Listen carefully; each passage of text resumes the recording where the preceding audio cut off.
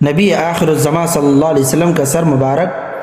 تخلیق کا اعلیٰ شاہکار ہونے کے ساتھ ساتھ بالکل بے عیب و بے داغ تھا کہ جس میں کسی بھی قسم کی کجی و کمی نہ تھی۔ چنانچہ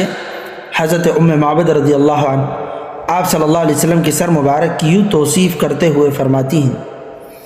مجمع الزوائد کے اندر یہ روایت موجود ہے، فرمایا کہ لم تزر بہ صعلۃ، آپ صلی اللہ علیہ وسلم کا سر مبارک چھوٹا نہیں تھا کہ عیب کا سبب ہو۔ سبحان اللہ، رسول اللہ صلی اللہ علیہ وسلم کا سر مبارک اعتدال کے ساتھ بڑا اور عظیم تھا،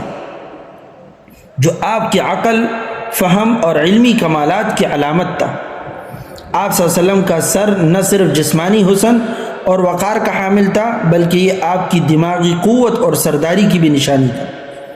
آپ صلی اللہ علیہ وسلم کی عقل بے مثال تھی، اور آپ صلی اللہ علیہ وسلم کی عقل کا دریا دیگر انسانوں کی عقل سے بہت بلند تھا۔ آپ صلی اللہ علیہ وسلم کی علم کی وسعت بے شمار تھی، جو اللہ تعالیٰ کی طرف سے آپ کو دیا گیا تھا، اور یہ بات ہر طرح واضح تھی کہ آقا صلی اللہ علیہ وسلم کی عقل و دانش کا کوئی مقابلہ نہیں کر سکتا صلی اللہ علیہ وسلم۔